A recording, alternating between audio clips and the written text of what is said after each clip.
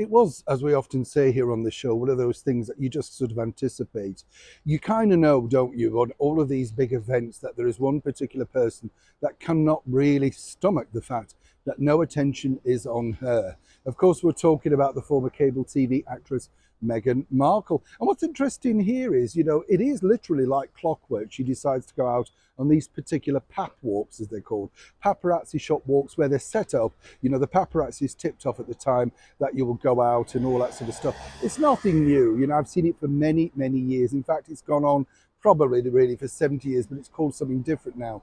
I remember many years ago, the actress Sienna Miller deliberately stopping her car like 4 blocks back from the theatre so that she could climb out, and this dreadful paparazzi that she hated so much could all chase her down the road, getting those valuable snaps as she rushed into the stage door harassed.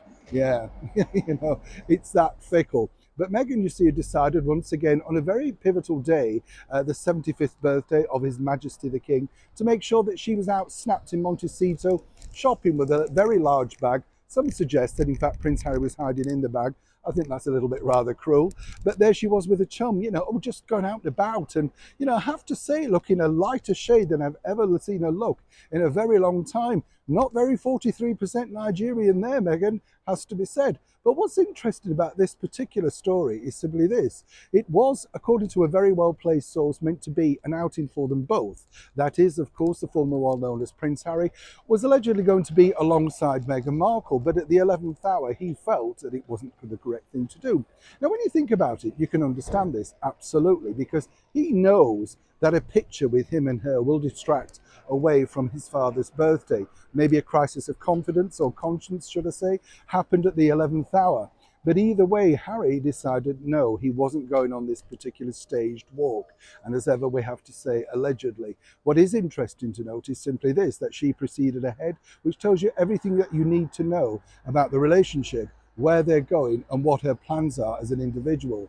Meghan sees herself as a brand, she sees herself being out there, and as many people have pointed out, and they did point this out in one of the newspaper reports, that she was there, still wearing her remembrance poppy.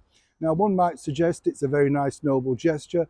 Others might suggest that, of course, it lets people know exactly where she is in her mindset. And I'm not being unkind when I say this, but, one might also suggest it might have been a nicer thing to return back to the United Kingdom alongside your husband who'd served 2 terms in the army, and perhaps even just been in the crowd of the remembrance service over here in the United Kingdom.